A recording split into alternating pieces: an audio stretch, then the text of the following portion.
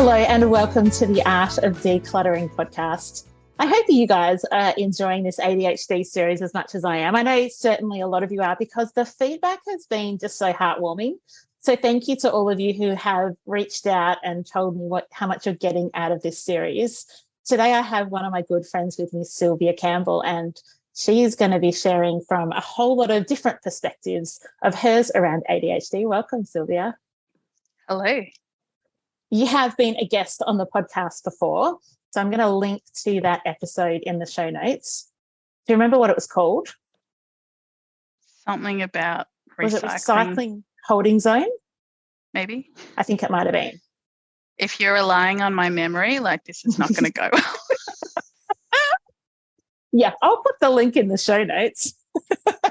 Good plan. So, Sylvia, can you introduce yourself to our community? Just kind of give me you're walking into a room of people and you need to stand up and introduce yourself byline. Okay, hi, I'm Sylvia. I am a chemical engineer and I work in the water industry. My current role is as a process improvement lead. And what else can I tell you? I also have an arts degree. So there's the flighty, focusing on different things. What else can I tell you? I've got a wonderful husband and two beautiful children who are 8 and 6. I live in Flemington in Melbourne. That's probably a good start. It's a very good start. I didn't know you had an arts degree.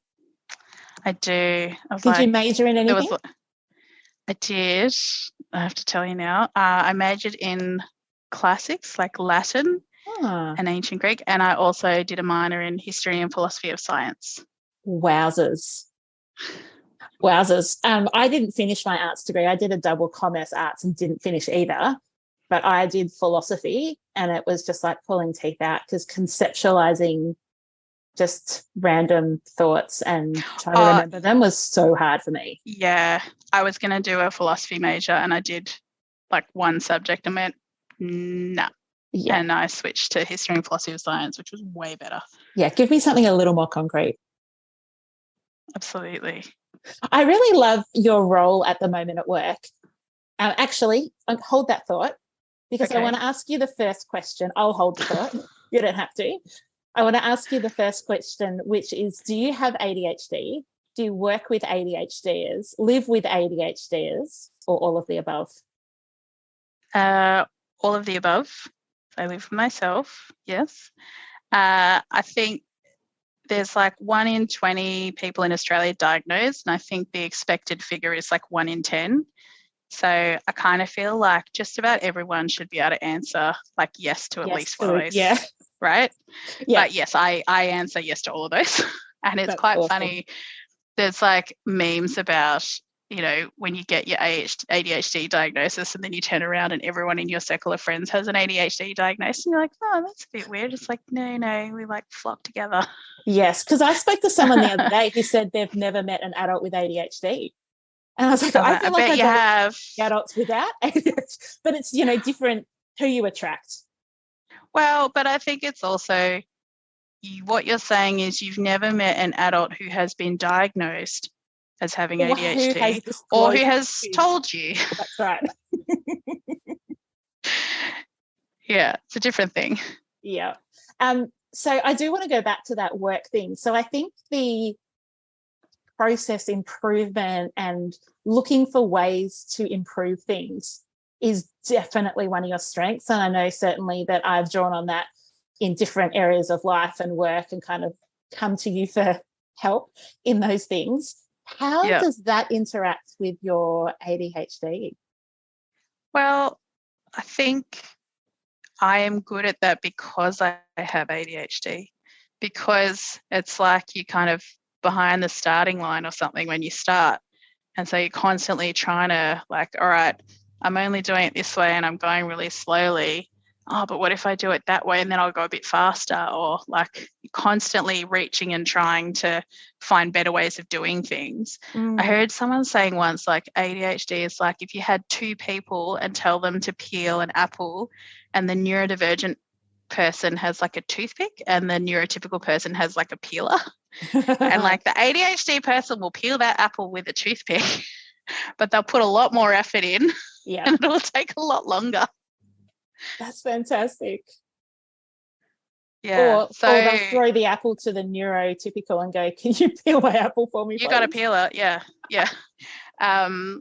So I feel like I've probably honed those skills over my life because I'm constantly trying to make things better in terms of the way I do things. One of the areas that I want us to focus on in our episode, because I think it's your particular strength, is efficiency and process and thinking about things in a creative way and understanding that the 1%ers matter and understanding that kind of cost of doing things and weighing up the cost benefit analysis type stuff. Like, I think you're quite analytical but really creative, and I think that the tips that you've got and the way that your brain works in your home to talk specifically on a lot of the decluttering and organising strategies that you've tried over the years, there'll be something for everyone. I would like to think so. It's like the greatest irony if people like who saw me as a child could see me now as like giving out tips on decluttering and organising. I was such a messy, disorganised child. But your brain really works in that way. So what do you think has changed? Like, is it just that you kind of realised that there were tools that you didn't have to do it the way that a sibling did it or that your parents did it or that friends did it? Like, what was the key to unlocking the I can do this? I think you coming to my house and teaching me how to do stuff. Part one. I don't think I had the skills. I looked, like you'd get the instruction from parents, like, go tidy your room. Like, okay, I've tidied my room. All of my books are organised. They are organised on the floor. Yeah. All of my worksheets, like everything is organised on my desk. They're in a big pile. I know where everything is. If you ask me to get something, I can get it. But it's not organised in the way that other people expect it to be organised. And I remember thinking as a child, like I'd look at, you go to friends' houses and you look at their bedrooms and going, how do they do this? Like, how do they not use anything, or do they use it and put it back, or do they stay up really late cleaning their room? Like, how does this work? And I just could never understand it. And interestingly, I remember the first time you came and did a session at my house, and I was like, in a million years, I never would have thought of the things that she did to organising it. And it really worked for me, but it would never have occurred to me to do this. And I think it was really, for me, it's like exposure. So we have a joke in our house that like, I'm a learning robot. Like once I see it, I can replicate it. So just absorbing. And I think also like now with the internet, you can look up a million decluttering blogs and you can get so many tips and you can see so many different examples of the way things are done. Whereas like when you're a child, it's like, well, like pre-internet, it's like, well, I know what my house looks like and I know what maybe some other people's houses look like, and that's it. Yeah. So I just didn't have the examples of seeing different ways of organising that would work for a visual person like me. And I definitely remember having conversations of like, oh, well, you just put the books on your desk, like, and you have all the spines and then you read the spines and that's how you know what you need. And I was like, well, no, I need to see the front cover. Yes, because you're a visual person. So I would have piles on the floor. There's like the physics pile and the chemistry pile and the history pile or whatever it was. And I knew where everything was, and I like, okay, I'm doing chemistry now, grab, like I was all organised, but it was all on the floor. And probably I'd talk to you there and you would have been like, oh, well, we just need to like organise them so you can see all the, see the covers of them. Yeah. On your desk or on a shelf or like some other way. But that was kind of all I could work out at that time. But so I guess it's just that looking and now I have more language too to go, I need a home, or I need to classify, or and I can work out what the problem is that I'm trying to solve a lot more. Yeah, actually, let's talk more about that, because I think what you described when you were a kid and you went into someone else's room, I think was really insightful. And I think what a lot of people feel in their own spaces when they're like, I know this is messy, or I know this is untidy, or I know this is cluttered. I know it's not working. I know it's stressful. It's overwhelming. I know how it feels. I know what the problem looks to be, but I don't actually understand what about it is like not working. I don't know how to walk my way into a solution. Yeah. And I think, so this is a lot of what we do in the workplace. People will come to you and say, I need this. Can you make this for me? And the first step is always like, well, why do you want that? What's the problem that you're trying to solve? And going like, so instead of solutions, thinking of like, I need to buy a container that goes here. What's the actual problem? And often the most obvious thing is like the surface clutter, like the kitchen bench is really cluttered. It's like, well, what's on the kitchen bench and why is it there and not somewhere else? Like it doesn't have a home, or like, for instance, the moment the top of my washing machine gets really cluttered, I should just keep decluttering that. But actually it's because the laundry cupboard above the trough needs to be decluttered.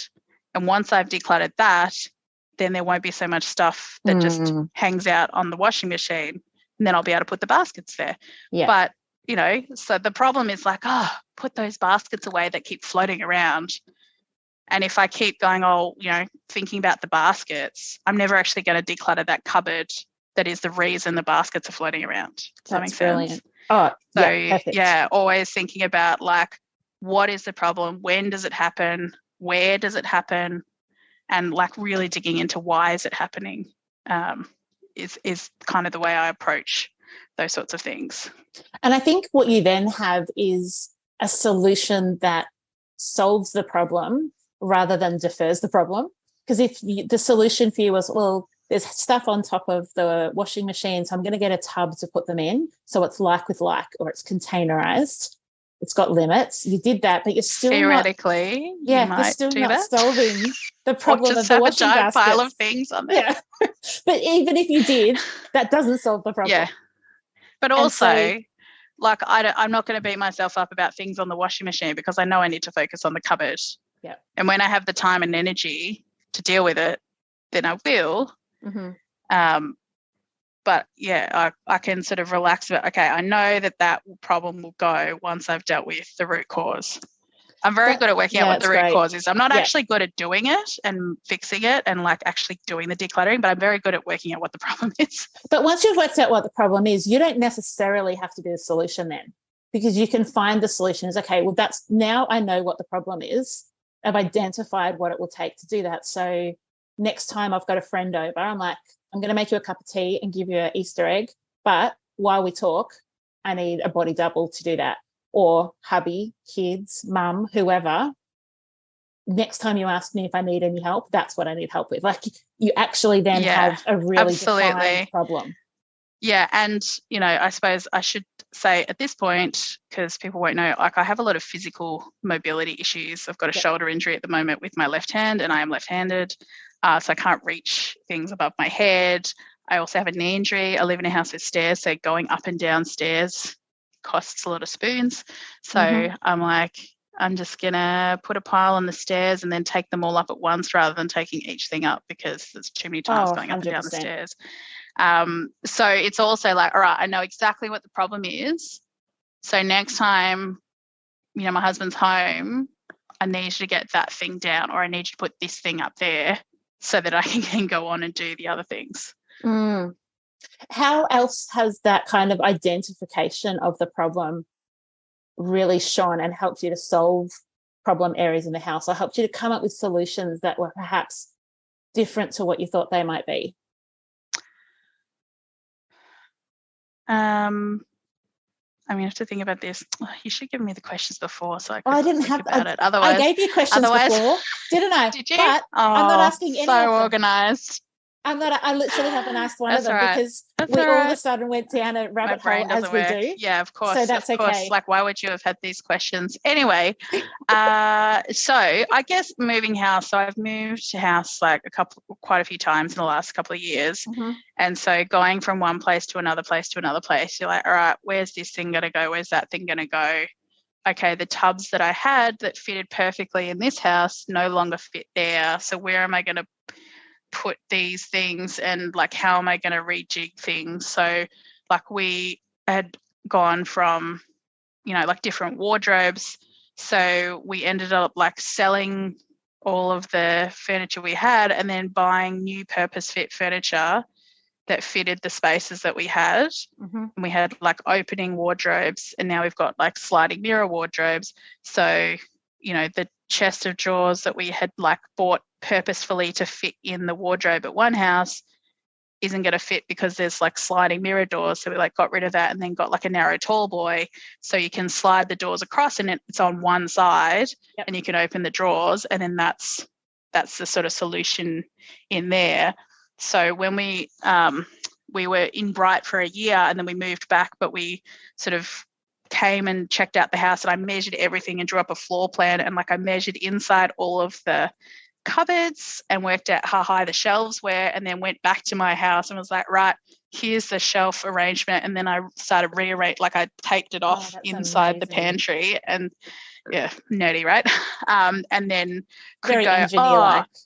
Yeah, slow cooker's not going to fit there. I'm going to have to find somewhere else for the slow cooker to go because it's too tall or whatever it was. Like, I mean, can't remember specifics, but yeah, that kind of thing of like being able to go in and go, I need a container that I can get 4 of them across and they can be maximum this length or this width or whatever. And then going into Bunnings or like going online and checking all of the measurements and going, these are the ones, buy 5 of them. Yes. And then even if they don't fit into the next place, you use them in a different spot or you repurpose. Yeah. So I've literally got like underbed rollaway tubs in a cupboard above the head height at the moment. Brilliant. Because that's where they go. Yeah. And that's where you can utilise the space. Yeah. I think that's one of the great things about ADHD is like the confidence to break rules. Yes. Of like, well, why should I, like, why would I do it that way? And I mean, that's one of the things that we're always asking, like, why do we do it this way? Oh, we've always done it that way. Like, well, why did we do it? Why do we always do it that way? And is that still the best way to do it? Or is, have things changed? What's changed? And so, yeah, they say underbed rollers on them. It doesn't have to go under my bed. I can put it where I want. I've got one in the top of our wardrobe, actually. In fact, like as long as we have 3 in the top of our wardrobes.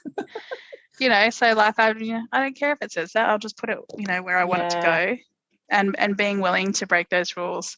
So like a game changer for me was I started dot journaling.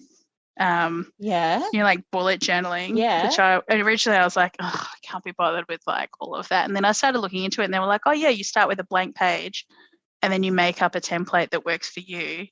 And you have a table of contents, and you just put whatever page, you can choose any page you like and put something there, and then you just put it in the table of contents so you can find it later. So there's no like wrong way to do it, right? Yeah. And so when I was setting it up, I forgot to put October, like you do a monthly planner page.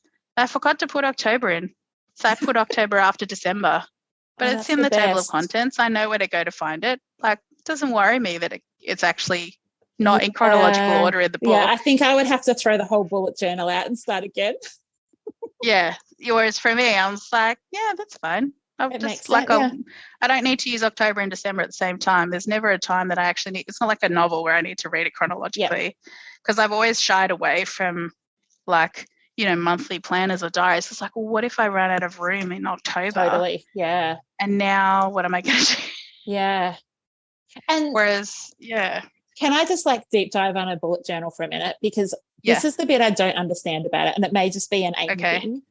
So let me just show you. I know everyone else can't see this, but I just use a spiral bound A5 notebook. This is great podcasting material. Yep. Mm-hmm. Yeah. Just explain. You know what? Hamish and Andy are forever showing each other things. And I'm like, if they can show each other things on a podcast, by George, I can too. But so she's held up an A5 spiral bound notebook. And then I've got like Monday, and then I've got all the things I have to do on Monday. But what I love doing is like once I cross it all off, is then I rip that page out and throw it in the bin and never have to look at it again. Whereas a bullet journal, it kind of stays there, doesn't it? Like it's almost the history of. Yeah, but if you, depending on what colours you use the page again, because like it's like I'll use like purple and green or whatever, and then you can write over in black and you can still read it, or I can color it in, or so I can use the pages for other things. So I use the Amy like diagonal line through the page to show that it's done. But then also I have kids who like drawing, so it's like, yeah, you can draw on that page, do whatever you want. And please don't draw on like the empty pages that I want to use. Yeah, it's got to have a line through it. Yeah. All right, so I'm going to not bullet journal because I can't stand the thought of not ripping out all the pages when I'm done, and I'm really glad it works for you. For you. That's exactly Sorry, right. I keep interrupting you. Sorry, that is another thing that I do. Interrupt people. Ditto. Story of my life. Sorry, but listeners. Two of us, and like the whole ADHD series has basically been me talking over the top of people and then people talking over the top of me. So I don't care. Okay, great. Cool. Not even a little bit. Not even a little bit. Excellent. I mean, people who talk to me just get used to the idea that I will interrupt them and I will tell like 3 different stories at the same time. Concurrently, yeah. I just have to follow on. Yeah. And if you get lost, just hold out 20 minutes because I'll come back to it later. That's right. And what I do want to come back to. Yes. I want to come back to what you just said before, which was we've just because we've always done it that way doesn't mean we have to do it this way. And most people stop there, and it's almost like a writing off of how we've always done it. But what you asked is something I've never heard other people, and it's like, I wonder why we've always done it that way. Like there was obviously a reason that this started. It may have been a dud reason. It may have just been because everyone else did, or it may have been a reason that actually lots of people put thought into and tried and tested, and this is why we came to that solution. Like, does your brain do that on? Yeah. Yeah. So, right. but now we're like super into linkages, and I'm very visual, so I'm all about analogies. So think about like a keyboard that you use on your computer. Mm-hmm. Those letters are that way because that's how they were set up on typewriters. Yep. And the reason that they were set up on typewriters was to slow the typewriters down yes. so that the keys wouldn't stick, right?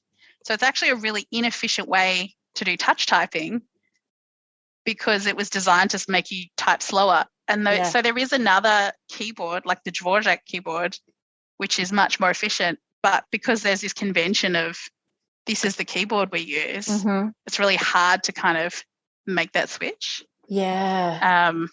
So it's always about that, like what's the benefit of changing versus like what are we going to lose, or what's the cost of going through that. Yeah.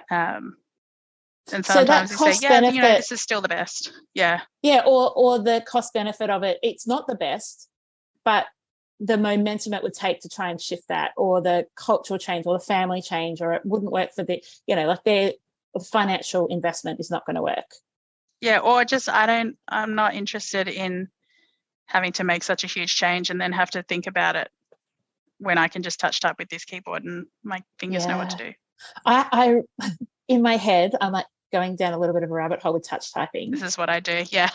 So I touch type at 100 words a minute with 100% accuracy, or it can be like 110 if the accuracy has to be like between 90 and 95 or something. So like there's an offset, okay. When I've done like typing tests for jobs. But you know that. Yeah, well, I've said to them in the past, what are you looking for? Are you looking for speed or accuracy? Because I will trade one or the other off. And if it's up to me, I will trade off accuracy for efficiency every time. Exactly. So, and I mean, this is the thing about engineering, right? You're always looking for you're always optimizing. But what are you optimizing for? Are you optimizing for speed? Are you optimizing for quality? Are you optimizing for cost? Are you optimizing for time? So talk to me about how that works in your home. So when you look at your home and you're like, okay, I want a home that is optimized, what does that look like to you? So the systems that work well in our house do not necessarily make logical sense to other people. Mm-hmm. So, for instance, speaking of breaking rules, Amy will tell you, have all of your lids attached to all of your Tupperware so that you can just grab it and go. which I now do with my snack containers, and I agree that is convenient, not having to look for lids. Yep. But I don't do that with bigger containers because they tessellate, and like having them all made up would take up so much space. Yep. So I don't do that. And also, we should keep like with like, but I also don't do that because I keep the snack containers on the bench because that's what I grab for like kids' lunches and things in the morning. Mm-hmm. And then I have another space for containers that go into the freezer they're like the Coles ones, the clear with the red lids, and they fit perfectly in the freezer drawer for the height. Oh, yeah. So they are the ones that go in my bar freezer, and I put soup or whatever in them, and they live in a different place, so people don't use them because I want them to be there for when I do like a batch cooking in the slow cooker. So there's like different homes for like the same things, or like, you know, find one container that works for you and put it everywhere throughout your house except. So we've got mostly clear because I'm visual, and we've realised that if I need to see inside the container to see what's there.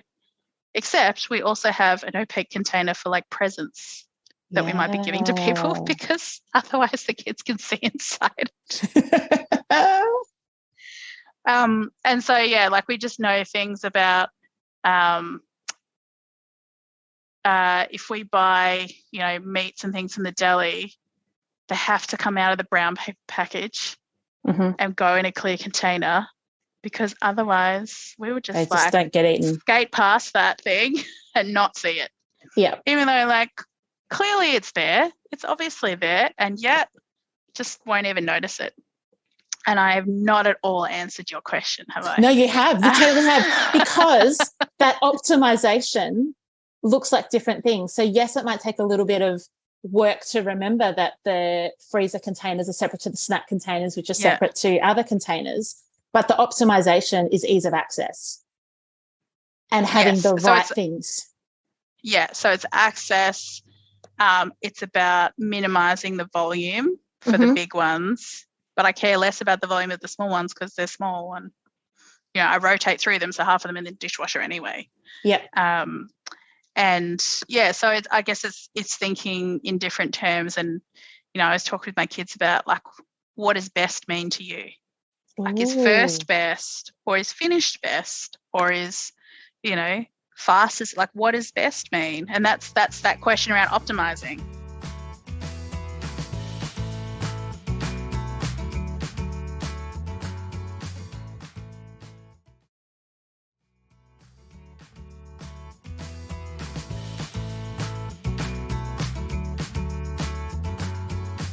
Listeners, we just had to restart the recording over the ad break. So if we've come back and our sound is completely different, because now we're freaking out that it's not picking up the right microphone. So if that's the case, please just show us grace, and your ears will adjust within about 15 seconds and you won't remember what it sounded like before. And if it doesn't, you can just ignore this little PSA. So Sylvia, you said just before the break, what does winning look like to you, or what does success look like? Best. What was the wording? What does best look like? Okay. What does the best look like? So like take the example of meal planning. So for a weeknight meal for our family, you must be able to cook it within 20 minutes. Great. That means cooking like packet rice. So 20-year-old Sylvia is going, what are you doing cooking packet rice? Like, cook it properly. Right? So we're making a compromise on the quality, or the, you know, how well cooked it is, or how flavoursome or whatever, because it's got to be turned around in 20 minutes. Because it's a 30-second in the microwave. Right. So it's got to be done in 20 minutes. So for us, best is cooked and on the table within 20 minutes because that's the time we have available. On the weekends, I can do slow cooking, and I can make a soup that will cook for 8 hours and be really delicious. But then I'll freeze it, and it comes back into that ready in 20 mints. I can reheat the soup and cook toast or whatever, grilled cheese on toast. That can be turned around in 20 minutes. But I can't do a big, long, nice, fancy cook, on a weeknight, because that just will not work. So that's what best looks like, is during the week you're prioritising time and efficiency and productivity over slow and enjoyment and different flavors and that type of thing. Yeah. Whereas pre-children Sylvia used to love cooking and would cook really delicious meals, like new recipes. Wow. Foods I've never cooked before. Now it's all about like same thing week in, week out. I can do it without a recipe. I can do it with my eyes closed. Just bang, bang, bang, bang, bang, out in 20 minutes. I'm really hoping that one day I'll get back to like cooking nice things. Yeah.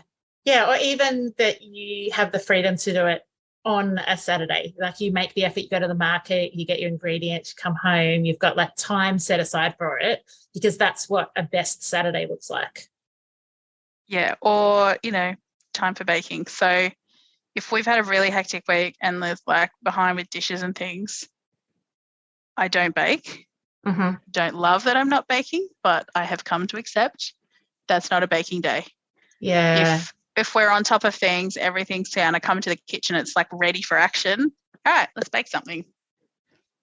That's great. So best in that situation sounds like, how am I not adding to the workflow, but actually being able to do something enjoyable that's got benefits, because we're all going to enjoy it, without it then becoming an additional stress. Is that right? Yes. So I'm kind of learning about spoon theory.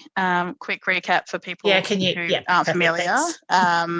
Spoon theory is about saying that every day you open your drawer of spoons, and a spoon is your energy to do things. And some days there are lots of spoons and some days there are not as many. And so it's really important to evaluate how many spoons have I got, how much energy do I need to expend. So at work, I take the lift up and down all the time. Yes, I could physically walk up and down the stairs, but I know when I get home, I need to be able to walk up and down the stairs to get the kids to bed. So I can't expend those spoons at work because I need them for later in the day. So it's about so I'm optimizing for spoons now. That's great. As opposed to getting everything done, which I find really hard. Yes, and getting everything done and the shoulds. Like, well, I should take the stairs, or I should make my own lunch every day. Like, I don't make my lunch ever when I go and see a client. As you would know, I get the same chicken on Helga's bread and lettuce sandwich every single time I see a client. And a Diet Coke. Every single time, right? But I never, ever, ever buy lunch on an office day. Never. I barely eat lunch on an office day because I forget. But, I'm optimizing for different things. I'm optimizing for, I don't want to have to make a decision. It's not that I don't like other things. It's not that I don't want to try a different sandwich. It's that on the way to work, I don't want extra decisions to make.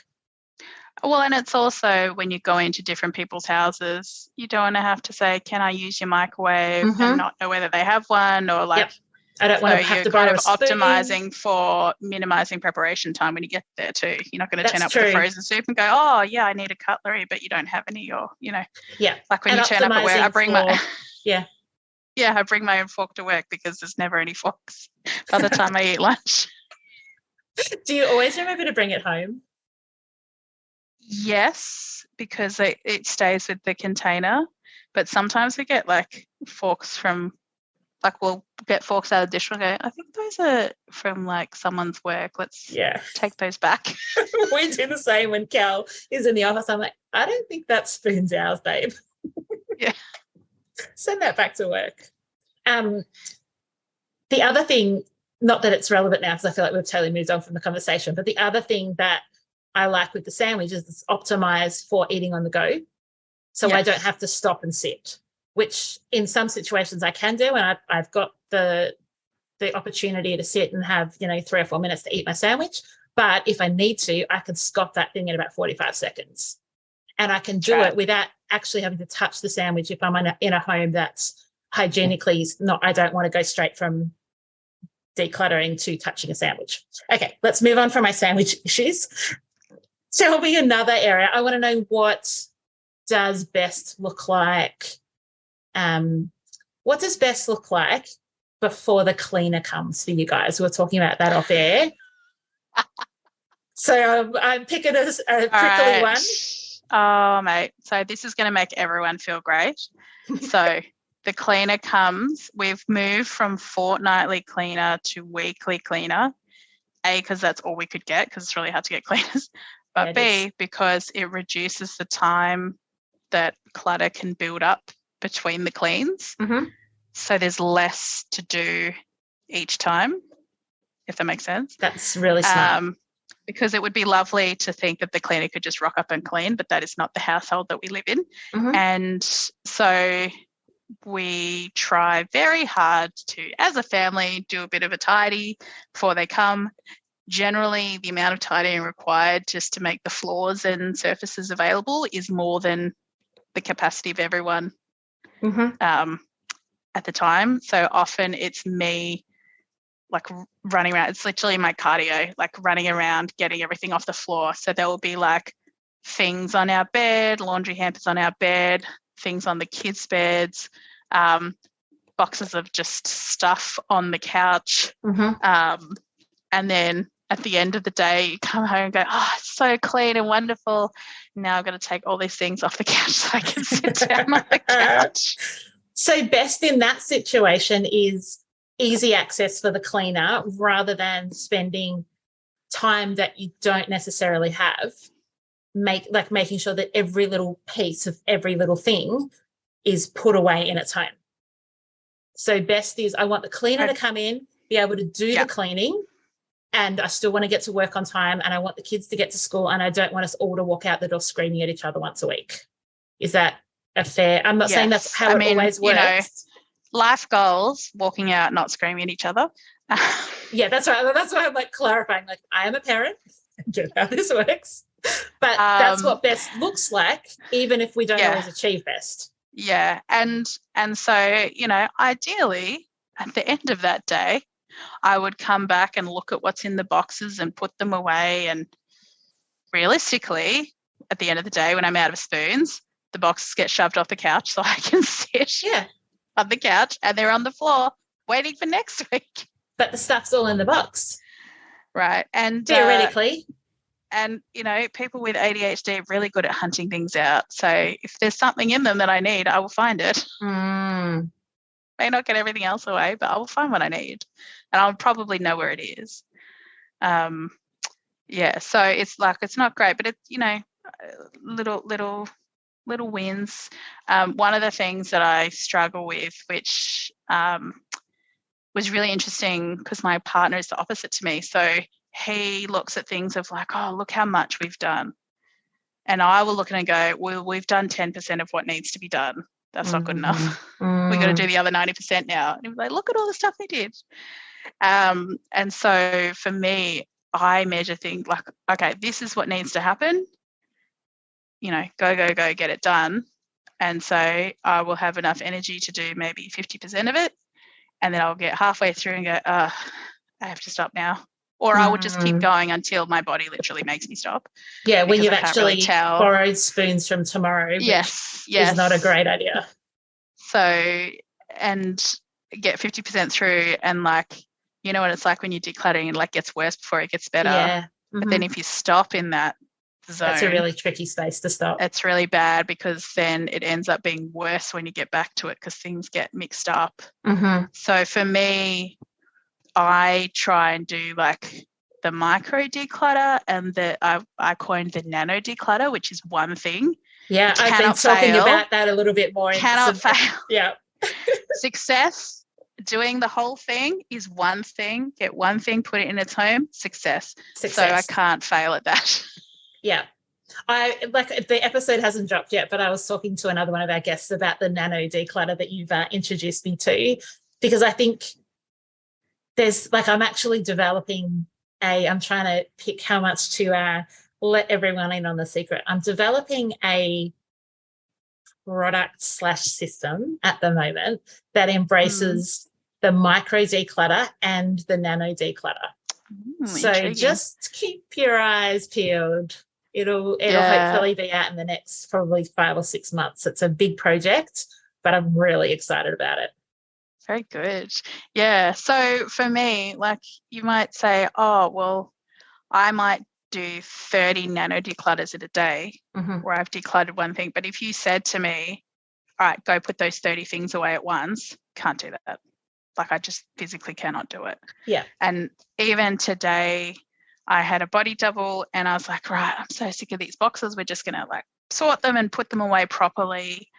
And like, that was quite physically demanding for me. And I felt so good at the end. I'm like, yes, there was still one box that didn't quite get to, but we've stacked another box of toys on top. So hopefully it won't get disturbed. But it feels really good. And then I was like sitting on the couch and my husband walked in like, this looks great. You've wrecked yourself doing it, haven't you? I'm like, oh, yes. Yeah. And that's where the body double can be really helpful, because you can, if you've got someone that you can kind of delegate the work that's harder for you. So for some people, it's the decision making that's harder. For some people, it's the knowing where to start. For some people, it's the physical labor. For some people, the physical labor is fine, but they can't bend. Like there's always going to be limitations. So how do you what does best look like in using the resources you have, and then outsourcing for resources that are more difficult or more challenging? Yeah. And I feel like, when I first got you, you kind of did the thinking and the doing, whereas now I feel more comfortably like, oh, this is exactly what I want to do. Mm-hmm. Amy, can you please go and do it, because I can't do it. Yeah. But I think now the solutions are better than when I suggested them, because you're living in the space, you understand the space, you know yourself. And so because you've got those foundations, you're actually making wiser choices. And so if I came now, I'd probably be more of a body double and a sounding board, rather than coming in and kind of, like sometimes you need a decluttering expert to come in and be the expert and kind of say, can you kind of direct? Whereas I feel like once clients develop that foundation and they develop their own tools, there's less of that direction and more of that coaching. Like it's a really cool transition, and that's what it should be. Yeah, although then I'm sitting there going, well, why am I getting Amy in? Because I know what I need to do. I should just get on and do it myself. That's ADHD, just isn't like it? Classic, right? It's ADHD, like the shoulds. Yeah, the shoulds and the inner, like, let's talk about that for a minute, because you were saying before we hit record, an hour ago or whatever that was, you wanted to talk about something. What was the screenshot that you took that had to do with kind of that lazy label that we get given? And do you want to talk to that? Okay. Well, a lot of people are very apprehensive about getting a diagnosis because they say, oh, I don't want to have a label. And my response to that is, you already have the label. It's just not that word. It's something else. And so for me, it was like, well, the label was lazy or messy or disorganized, right? But then working as an engineer, we focus on efficiency. And lazy and efficiency are the same thing. But the difference is like a moral judgment, right? Oh, say that again. I'm doing a Brené Brown. I can't remember what I said. Lazy and efficiency are effectively the same thing with just a different label. Is that a good recollection? So in engineering, I want to do the same thing for less cost, less time, less people, less resources. That's what lazy is, right? I'm doing the job quicker. I'm, compromising on quality because I need to do it quickly, or I'm not doing it because I don't have the energy. I'm, making a decision to defer. Or, my thing of like, I'm not going to fill a sink with water to wash one dish. I might as well wait till there's 4 dishes or 5 dishes to, economies of scale of using the dish, the thing of water for more dishes makes more sense to me. Except if I leave it too long and there's like 3 sink loads and I probably should have done them already, right? But when you use the word lazy, there's a judgment there about an expectation that you should have done it. But when it's efficient, it's like, oh, well, it's something that we think is really good, that you've economized, you've saved time or you've saved money. It's like, well, someone with ADHD is economizing. You're saying, I don't have spoons now. I, need the spoons for later. You're economizing the spoons in your, or, all this stuff's going on in your head to work all of this out. But then the lazy label comes right? You've just blown my mind. Like, you've actually blown my mind. So if I was to think about one of the biggest compliments someone could give me about, let's say, like my work ethic, let's not go character, because I think character sits outside of a lot of that. But if you were to give me like the greatest compliment, it would probably be efficient. And if you were to give me the worst downgrading, down-putting, make me spiral into shame, it would be lazy. So what you've just said is those two things actually can look the same. It's all about a value judgment. It's about the value judgment. And, oh my gosh, Sylvie. Yeah. And so I used to feel really bad about having a messy house. And now I say, well, it's a reflection of my values that I would rather spend time with my kids than tidying the house, or I would rather save my energy for having fun with my family than spend all of my energy tidying and then not have energy to do anything else that I want to do. It's brilliant. It's absolutely brilliant. ADHDers, I want you to, like, if you're thinking of getting a tattoo in 2023, I want it to be, I am efficient, I am not lazy. Yeah. I want that tattoo because, like, for instance, when my dad retired and we spoke to him about coming on board as our family chef, quite a few people said to me, that's just lazy. And I was like, are you kidding? It's efficient. It's so efficient. Like, he's using his time, we're using our time. Probably enjoys it. He does enjoy it. Like he said to me today, like, I really enjoy it. Sometimes my back hurts because I stand up for so long in the kitchen, but I spend a couple of hours in the garden each morning. I play a round of golf and I know that I'm cooking for you guys. And it's so efficient for us because I would much prefer to be recording a podcast episode, playing chess with my kids, doing something between like 5 and 7. And so it's efficient, not lazy. Right. And you don't like cooking. I hate cooking. Exactly. So... I'm not bad at it. Well, I'm not great at it, but I would nutritiously feed my family.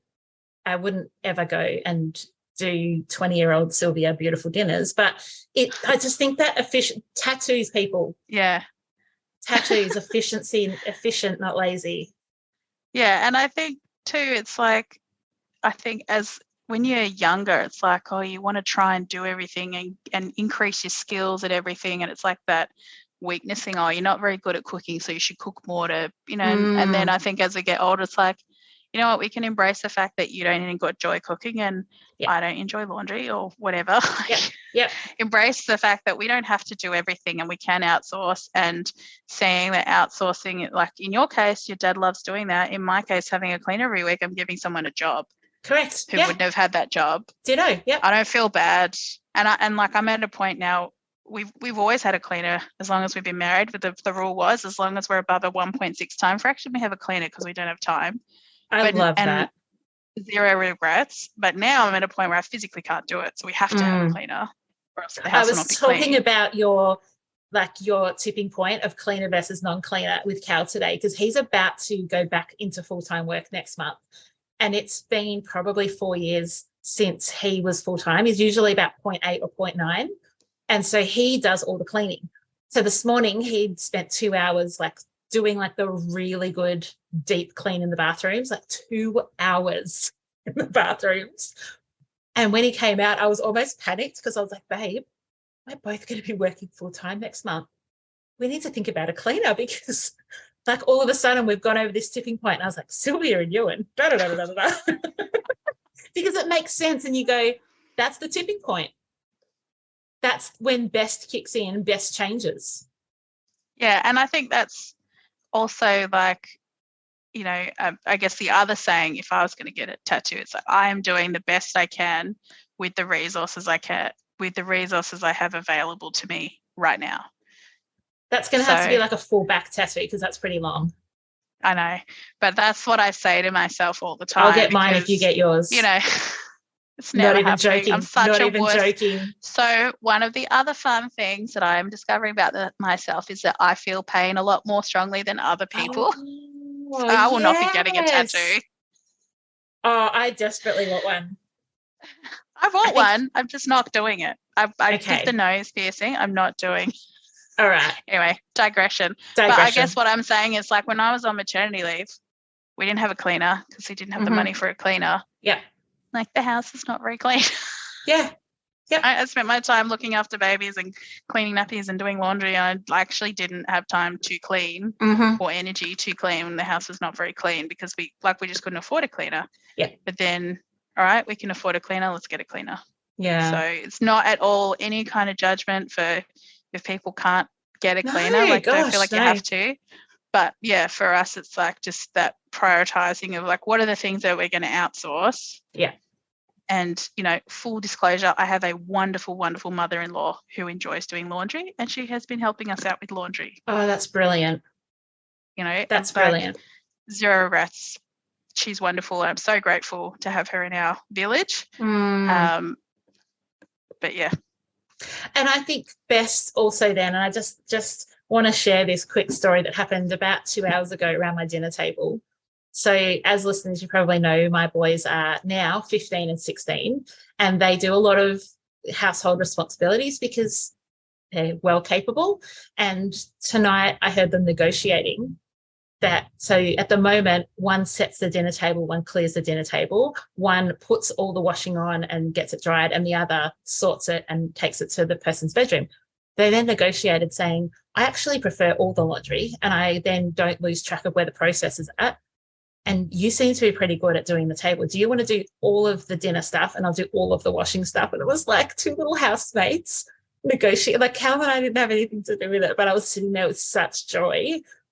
And they're like, is that okay, Mum? And I was like, absolutely. I think this is brilliant. Like, you're showing initiative, you're understanding yourselves. Like, this is it. Like, this is when you're bringing your kids up to understand this stuff, is you don't then have teenagers who are always entitled. Doesn't mean they're perfect. My gosh, doesn't mean any of us are perfect, but those foundations are good. Yes. Well, pat on the back for you, Amy. Like, pat on 15 years of saying it over and over and over again, something has sunk in. Yeah. I keep having to say that. Like, if I say it enough times, it's going to sink in. Different personalities, different people, different combinations. There's no one way fits all. Listeners, I have got so much out of this episode, so I have no doubt that you have. I don't know if you noticed, but I was taking notes. And even though I'm going to listen to this again for the final edit, I've taken notes for myself because there's been so many moments where I'm like, oh my gosh, like that's such a good way of thinking of it. Or let's go deeper. Like, let's ask more questions than, let's go further than I should be in a decluttered house. Like, actually, what's the priority? What does best look like? What is the problem here? Is the problem that there's too much stuff, or is it just that the flow's not working, or we don't have the right solution, or the timetable doesn't work, or the person responsible for it? Like, I think if you're taking away things I want you to take away, what does problem solving look like when you actually understand the problem and you create a solution that works for you and your family? Anything else, Sylvia, that you want to add? Well, I've just consulted my list of notes so that I would remember things because my memory is terrible. And one of the things I want to talk about is we're planning a renovation and trying to plan the design, have it around my ADHD and have things set up in a way that will work for me. So things like laundry hamper is going to be in the bathroom. It's going to have its own little space under the bench, but it's not going to have a drawer in front of it to hide it away because then we won't see it and we won't use Everything will end up on the floor. Yeah. That's right. So the laundry hamper has to be visible. We're designing a walk-in pantry with no door. Great. So everything is visible. Yep. And just lots of little things like that, like understanding how my brain works and the best way to set things up so that I will remember where things go, not have to have like a million Dymo labels everywhere telling me what things are, and thinking through the flow of like where things go, where will we take things off, where will we store things, how will where will, all those different bits and pieces go. Kettle near, tea near, spoons near the fridge to get the milk, so that you're not like turning away and getting distracted by something. Yeah. That you've got it all within reach, and you don't have to walk away and then go, what was I coming here for again? I think that like I've really enjoyed being part of your plan stage, because I like house plans is my love language. And so whenever you text them through to me, I often save it for the end of the day, because it's like my treat at the end of the day is I get to open up your renewed house plans and like have a look through them, and I'm like enlarging this and I'm thinking about that, and I often write notes, and I think I've sent notes to you, haven't I? Yeah. Because that stuff makes a really big difference. Yeah, absolutely. And and if it's not done well, it can make life really difficult. Like the house that we have, which we're going to renovate, there's like a 2 or 3 centimetre gap between the shower glass and the vanity. So things can drop down in between there. But you can't store anything there. It's quite tricky to get them, but you can't get them out. Yeah, stupid. We don't use that word in our household, but yes. Yeah, poor design. Illogical. One of the things I do love doing, and I haven't actually done one in a couple of months, is doing a house plan review with people. So I don't even know if people know that's something that the Art of Decluttering offers, but it's not just me that does them. But people will book an hour, and basically I'll just like ask a whole lot of questions. There was one lady recently that she'd hired an architect who had designed like this work from home space in between the walk-in pantry and the kitchen. I was like, that is going to become the biggest dumping zone you've ever had. She's like, no, there's PowerPoints. It won't be nice to work and there. Stools are going underneath. And I'm like, it's not. That's what we're going to do, like the family admin. I said, it's not. You're going to do the family admin at the bench or at the table or on the couch. You're not going to do it there. You're in between the pantry and the kitchen, but we don't know where else to put it. I was like, don't have it then, because that's an illogical space. It's just going to be where you end up putting excess and bits and pieces. But anyway, sidetracked. Or even just things that like work for other people, and I'm like, no, I don't want that. So the original plan, I think it had a laundry that with a door out to the east side, and I was like, well, you're not going to put laundry out there. It's not going to get dry. You actually need the laundry. And it was a huge walk around to get outside to hang the laundry out. I was like, let's move that. So then you'd like the laundry, you walk straight out the door to the clothesline on the west side, which will get the sun. You can come and join Carly and I when we are old ladies, and we're going to run like problem solving businesses where people call up and like just with random problems. And our job is just to like ask a lot of really good questions and then kind of coach through a whole lot of different answers and then like check back in a week. So you can, I love that. I'm recruiting you. Yeah, I reckon it'd be super fun. Listeners, thank you so much for hanging out with us. It's just been such a good episode. This series is filling my cup. Thank you so much, Sylvie, for making time, sharing your endless wisdom. Oh, you're welcome. Thanks for having me. It's been fun. Listeners, I will see you next week. And until then, enjoy the freedom.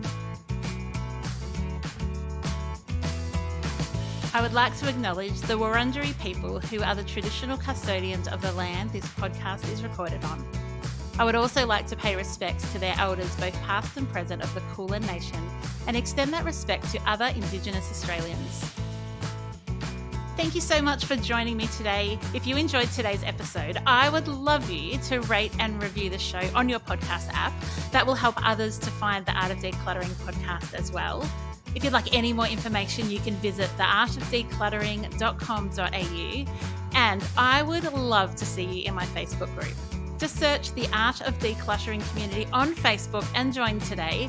I hope that you have an incredible rest of your day and enjoy the freedom.